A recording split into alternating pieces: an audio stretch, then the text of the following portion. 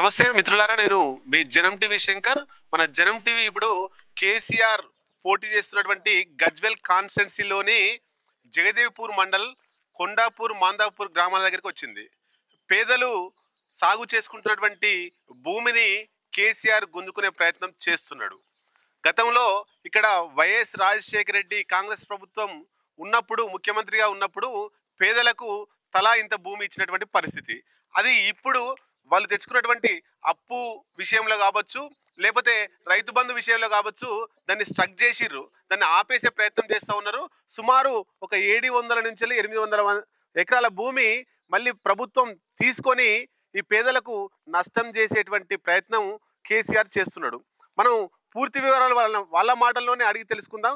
ఏం జరిగింది, ఎప్పుడు భూమి ఇచ్చిర్రు, ఒక్కొక్కరికి ఎంత భూమి ఇచ్చిర్రు, దళిత బంధు రైతు బంధు పడుతుందా పడట్లేదా, మళ్ళీ ఆ భూమి కోసం వీళ్ళు ఏం చేస్తారో ఒకసారి మనం మాట్లాడే ప్రయత్నం చేద్దాం.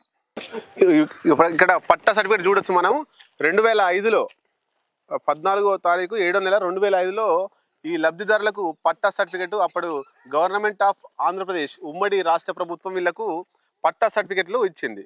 మన ఈ పట్టా సర్టిఫికేట్లు కూడా వీళ్ళ పేరుతో సహా గవర్నమెంట్ జీవో నెంబరు, డేట్ అంతా కూడా మనకు కనబడతా ఉంది. అక్కడ ఉన్నటువంటి జగదేవ్పూర్ తహసీల్దార్ కూడా సంతకం కూడా ఉంది. ఇదంతా మళ్ళీ వెనక్కి తీసుకునే ప్రయత్నం చేస్తూ ఉంది. పేదల పొట్టగొట్టడం కోసం ఈ భూములు వెనక్కి తీసుకొని రియల్ ఎస్టేట్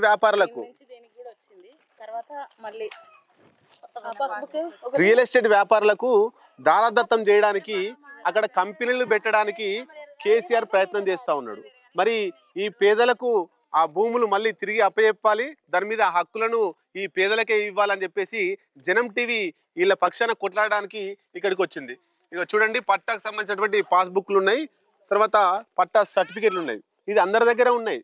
కానీ మళ్ళీ దీన్ని వెనక్కి తీసుకునే ప్రయత్నం చేస్తున్నాడు కేసీఆర్. వెనక్కి తీసుకొని వీళ్ళకి ఎంతో కొంత నష్టపరిహారం, అంటే లక్షలలో కాదు, నామమాత్రంగా 2 లక్షలు 3 లక్షలు కట్టించి దులుపుకొని అది కేసీఆర్ బినామీల పేరు మీద ఆ భూమిని తీసుకుపోవడం కోసం, కేసీఆర్ బంధువులకు ఆ భూమిని అమ్మడం కోసం, రియల్ ఎస్టేట్ వ్యాపారాల కోసం అక్కడ కంపెనీలు పెట్టి ఈ 2 గ్రామాల ప్రజలను ఆగం చేయడం కోసం కేసీఆర్ చూస్తున్నటువంటి పరిస్థితి. నాదే అది బుక్, నా పేరు పూలమ్మ. పడతలేవు, రైతు బంధు పడతలేదు. ఓకే, ఇప్పుడు ఏమంటారు, మీ భూమి కావాలంటారా, కేసీఆర్ కి ఇస్తాంటారా? కావాలి. అంటే వచ్చి ఎవరైనా చెప్పిరా, ఎంఆర్ఓ గానీ కలెక్టర్ గానీ మీ కాడికి వచ్చి మీ భూములు తీసుకుంటామని ఏమైనా చెప్పిరా? చెప్పలే. ఏం చెప్పలేదు. అంటే మీకు ఆ భూమి మీద ఇచ్చినటువంటి లోను క్లియర్ అయిందా? అంటే దాని మీద మీకు హక్కులు ఉన్నాయని చెప్తున్నారా, గుంజుకుంటారని చెప్తున్నారా, ఏం చెప్తున్నారు? అసలు ఏం చెప్తలేరు. చేసిస్తాం, ఎప్పుడు అడిగినా చేసిస్తాం. కొన్ని రోజుల తర్వాత అవుతుంది అని అంటారు. కొన్ని రోజుల తర్వాత అయితే అంటారు.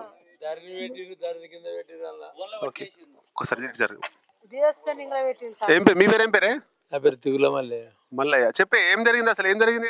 పోయి ఒక 20 సార్లు పోయి నేను ఎక్కడికి పోయినావు? ఎంఆర్ ఆఫీస్కు పోతే ఈ ధరణి కింద పెట్టిరు. ఇప్పుడు కాదు, అది వచ్చినప్పుడు అవుతుంది.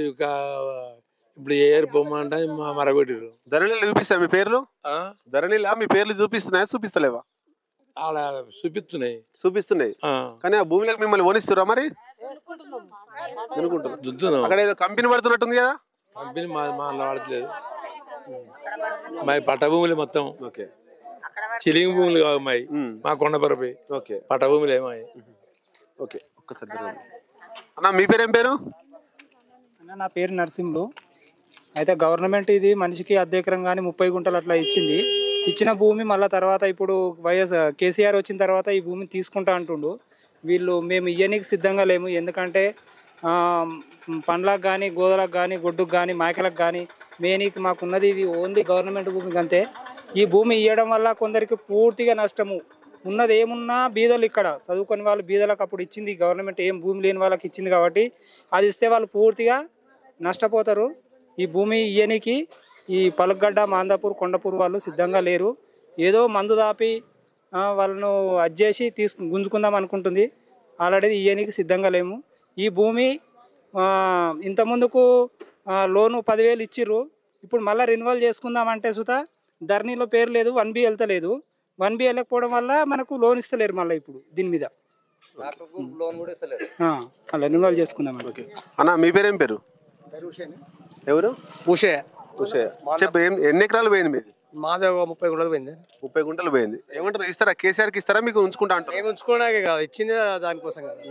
దానికోసం ఇస్తేదంటే మళ్ళీ గుంజుకుంటారు. దాన్ని ఏం చేయాలి? ఇప్పుడు చేస్తున్నాం పనులు, కానీ మళ్ళీ గుంజుకుంటాం. ఇప్పుడు లోన్ ఇవ్వడం లేదు. గుంజుకుంటామని చెప్పి ఇచ్చారనుకో అధికారులు, ఏం చేస్తారు మీరు? అందరూ ఏం చేస్తారు? మేము మళ్ళీ పడదామని చూస్తున్నాం. మేము అక్కడ రానివద్దని బాగా ఇది చేస్తున్నాం. ఎన్ని ఎకరాలు కోల్పోతున్నారు మీ ఊర్లో? 600 ఎకరాలు. ఏ ఊరు మీది? మాందాపూర్. మందాపూర్లో మొత్తం మీద 600 ఎకరాలు మీరు కోల్పోతున్నారు. 600 ఎకరాలు కోల్పోతుంది. ఓకే, అంటే ఇది ఎవరు గుంజుకుంటున్నారని అనుకుంటున్నారు మీరు? మేము కేసీఆర్ గుంజుకుంటాం అనుకుంటున్నాం. కేసీఆర్ అవును. ఎంఆర్ఓ వచ్చేసరి మా దగ్గర కేసీఆర్ అంటే కేసీఆర్ డైరెక్ట్ రాడు, కానీ ఎంఆర్ఓ కలెక్టర్ పంపించాడు. ఒకసారి కలెక్టర్ వచ్చారు, ఒకసారి ఎంఆర్ఓ వచ్చారు. నమస్తే పెద్దనా, ఏం పేరే? మాది మల్లయ్య. మల్లయ్య, ఏం జరిగింది చెప్పి. ఏ ఊరు మీది? మాందాపూర్. మాందాపూర్, జయదేపూర్ మండల్. జయదేపూర్ మండల్. ఓకే, ఏముంది, ఎంత ఉంది భూమి? ఎంత ఉంది మీకు? 600 ఎకరాలది లవన్ పట్ట. 600 ఎకరాలు. మరి ఇసి పెడతారా, మీరు తీసుకుంటారా? తీసుకుంటాం, మాది మేము తీసుకుంటాం. బలవంతంగా మల్లన్న సాగర్ లో తీసుకున్నట్టు మీ కూడా గవర్నమెంట్ తీసుకుంటే మీరేం చేస్తారు? మేము ఉద్యమాలు చేస్తాం. ఉద్యమాలు చేస్తారు. నమస్తే బ్రదర్, ఏం పేరు? మీ పేరు ఏం పేరు? వెంకటేష్ సార్. వెంకటేష్, ఏం చేస్తారు మీరు? ఇప్పుడు నాకు డిగ్రీ కంప్లీట్, అగ్రికల్చర్. ఏ ఊరు మీది? ఏ ఊరు? పలుగడ్డ సార్. పలుగడ్డ. ఇక్కడ ఏమైంది, భూమి ఉందా, తీసుకుంటున్నారా, మీకు ఏమైనా తెలుసా? మాకైతే మొన్న వచ్చిన ఇన్ఫర్మేషన్, మా ఇప్పుడు చైర్మన్, ఏ చైర్మన్? మా రాష్ట్ర ఎంఆర్ఓ వాళ్ళు వచ్చి ల్యాండ్ అయితే మన ప్రభుత్వ భూమి అప్పుడు ఇచ్చిన ల్యాండ్ పోతుందని చెప్పారు సార్. మరి ఎట్లా పోతే మరి మా పరిస్థితి, మాకున్నదే మొత్తం ఆ భూమి. మరి వద్దు సార్, మరి మేము ఏమంటే లేదు, మీకే మంచి భవిష్యత్తు ఉంటుంది, మీకు అందులో జాబులు వస్తాయి అట్లా అని అంటున్నారు. కానీ భూమి లేకపోతే ఏం చేయనీకి ఏమి ఉండదు కదా. అంటే గుంజుకోవడానికి చాలా ప్రయత్నాలు చేస్తుంటారు. మల్లన్న సాగర్లో కూడా మీరు ఇస్తే మీకు జాబులు వస్తాయని చెప్పారు. మీకు కూడా జాబులు వస్తాయని మభ్యపెట్టి మీరు అడిగితే మీ భూములు ఇచ్చే పరిస్థితి ఉందా? లేదు సార్, మేము వచ్చే పరిస్థితిలో మేము ఇయ్యం. మల్లన్న సాగర్లో మేము పోయి తిరిగినాం. మల్లన్న సాగర్లో వాళ్ళ భూమి ఇచ్చిర్రు, అది 30-40 లక్షల ఎకరానికి 30-40 లక్షలు వచ్చేదానికి 3 లక్షలు ఇచ్చిర్రు. వాళ్ళకు భూమి లేదు, అటు జాబులు లేవు, తర్వాత చేసుకుందంటే పని లేదు. ఇక్కడ కూడా మీది అదే పరిస్థితి అవకాశం ఉంటుంది. ఇస్తానంటారా, ఇవ్వరా? లేదు సార్, ఇవ్వం సార్, ఎట్టి పరిస్థితిలో ఇవ్వం సార్. ఎందుకంటే మాకు భూమి లేదు, ఏం ఆధారం సార్? ఇప్పుడు కంపెనీలో పోతే ఏమున్నా 5,000-10,000 అట్లా వస్తాయి, దానికి ఏముంటుంది? ఏముండదు కదా సార్. కొండపోరానికి రామారావు గెలవ ముందుకు ఇంద్రమ్మ పథకం ఉన్నప్పుడు ఇంద్రమ్మ ఇండ్లు ఇచ్చింది. ఈ కొండపోరానికి పాస్బుక్లు ఇచ్చింది. మనిషికి ఎకరము 2 ఎకరాలు 30 గుంటలు ఇట్లా పాస్బుక్లు అప్పటి ఇచ్చిన భూములు ఉన్నాయి. మేము అవిటి చూసుకుంటూ బతుకుతున్నాము. ఈ కొండపురం కానీ మాందాపూర్ కానీ ఏ జాబులు లేవు, ఏ డ్యూటీలు లేవు, ఏది లేవు. మేము కాయ కష్టం చేసుకొని ఆ పంట వండుకుంటా ఏదో కూలి నాలి చేసుకుంటా పిల్లలు చదువుకుంటున్నాం. ఉన్న భూమి గుంజుకొని పోతే ఈ పిల్లల్ని మేము ఎక్కడ తీసుకుపోయి ఏం చేసుకోవాలి? మేము ఏడ బతకాలి? మాకు తొవ్వ చూపిస్తారని చెప్పి మేము ఓట్లేసి గెలిపిస్తే మా నోట్లే మన్ను కొట్టేందుకు తయారయ్యారు. మేము ఎట్లా ఓట్లు వేయాలి? మేము ఎట్లా గెలిపియాలి? మాకు జీవనాధారం కావాలి. మాకు మంచి వ్యక్తులు చేసేటోళ్ళు, మాకు సాయం చేసేటోళ్ళు అయితేనే మేము ఓట్లు వేయగలుగుతాము. మాకు అండగా ఉండేటోళ్ళతోటి మేము ఉండగలుగుతాం. ఈ విషయం మీద మనకు మాట్లాడడానికి వీళ్ళకు మద్దతుగా మాజీ మావోయిస్టు శ్రీరాముల శ్రీనివాస్ అలియాస్ సుదర్శన్ మనతో ఉన్నారు. ఒకసారి అడిగి తెలుసుకున్నాం. సార్ నమస్తే అండి. నమస్తే అండి. సార్, ఇక్కడ ప్రజలందరూ విన్నారు మీరు సమస్యలన్నీ కూడా. ఈ సమస్యల మీద మీరు ఏమనుకుంటున్నారు అసలు? ఇది దాదాపు 100 సంవత్సరాలుగా వీళ్ళు ఇక్కడ వ్యవసాయం చేసుకుంటున్నారు. ఇక్కడ చెలకలాగున్న దాన్ని అచ్చుకట్టుకొని పొలాలు చేసుకున్నారు, బోర్లు వేసుకున్నారు, బావులు తీసుకున్నారు. జీవనాధారం వీళ్ళకు ఈ భూమే. ఈ భూమితో పాటు అడవి కలిసి ఉన్నది. అడవిలో ఫలాలు, సీతాఫలాలు అలాంటివి కూడా తెంపుకొని పోయి అమ్ముకొని బతకడం అనే దాంతో ఉంటుంది. ఇక్కడ కేవలం అటు మాందాపూర్ కావచ్చు, ఇక్కడ కొండాపూర్ కావచ్చు, ముదిరాజు బిడ్డలు కాయకష్టం చేసుకుని బతికేటోళ్ళు వాళ్ళు మాత్రమే జీవిస్తున్నారు. గత 100 సంవత్సరాలుగా ఈ భూముల్ని సేద్యం చేసుకుంటున్న పరిస్థితి ఉంది. వైఎస్ఆర్ పీరియడ్లో వీళ్ళకి పట్టాలు ఇవ్వడం జరిగింది. అంతకంటే ముందు కూడా ఎన్టీ రామారావు కూడా పట్టాలు ఇవ్వడం జరిగింది. వాళ్ళు ఆ పట్టాల ఆధారం చేసుకుని పాస్బుక్లు వచ్చినాయి. తెలంగాణ రాష్ట్ర ప్రభుత్వం ఏర్పడిన తర్వాత కూడా పాస్బుక్లు ఇవ్వడం జరిగింది. ఈ మధ్య కాలంలో ఎంఆర్ఓ గారు వచ్చి ఇక్కడ భూముల్ని మేము ప్రభుత్వం ఆక్రమించుకుంటుంది అనే దాంతో చెప్పినారు. ఈలోపు ఎన్నికల నోటిఫికేషన్ రావడంతో అది ఆగింది. కాబట్టి ప్రజల కోరిక న్యాయమైంది. ఇక్కడ 100 సంవత్సరాల నుంచి వాళ్ళు వ్యవసాయం చేసుకుంటూ జీవిస్తున్నారు.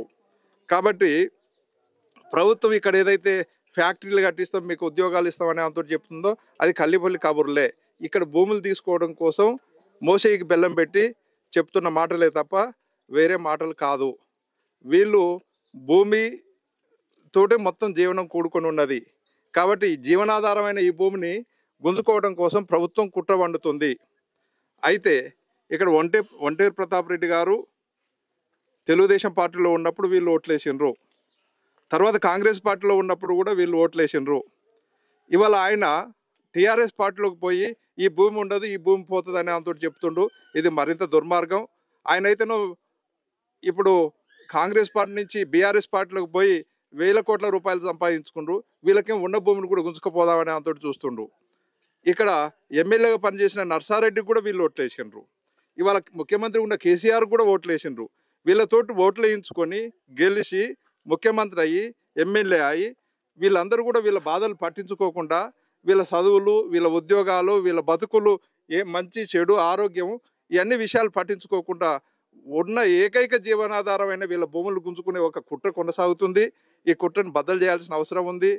కాబట్టి కేసీఆర్కి ఒకటే విజ్ఞప్తి చేస్తున్నా, నువ్వు పేద ప్రజల ఉసురు తీసుకోవడానికి ముఖ్యమంత్రి అయినవా? పేద ప్రజల భూములు గుంజుకోవడం కోసం ముఖ్యమంత్రి అయినవా? లేదా పేద ప్రజలను బాగు చేయడం కోసం ముఖ్యమంత్రి అయినా అని నేను అడగదలుచుకున్నా. ఒకటి. రెండో విషయం ఏమంటున్నంటే ఒంటేరు ప్రతాప్ రెడ్డికి కూడా అట్నే నర్సారెడ్డికి కూడా కాంగ్రెస్ పార్టీ ఎమ్మెల్యేగా పనిచేసిన నర్సారెడ్డికి కూడా అడగదలుచుకుంది ఏంటంటే ఇక్కడ పేదోళ్ళ భూములు గుంజుకుంటుంటే మీరు ఇవాళ ఎన్నికల పేరుతోటి ఓట్లు అడగడానికి ఎట్లా వస్తున్నారు? ఏ మగం పెట్టుకొని ఓట్లు అడగడానికి వస్తున్నారు? కాబట్టి నేనేమంటున్నా అంటే ఈ సందర్భంలో ఒంటేరు ప్రతాప్ రెడ్డి కానీ లేకపోతే దిగులు నర్సారెడ్డి కానీ వీళ్ళు మాందాపురము కొండాపురం ప్రజల పక్షమా లేదా ప్రభుత్వం భూములు ఆక్రమించుకుంటున్న వాళ్ళ పక్షమా అనే దాంతో నేను అడగదలుచుకున్నా.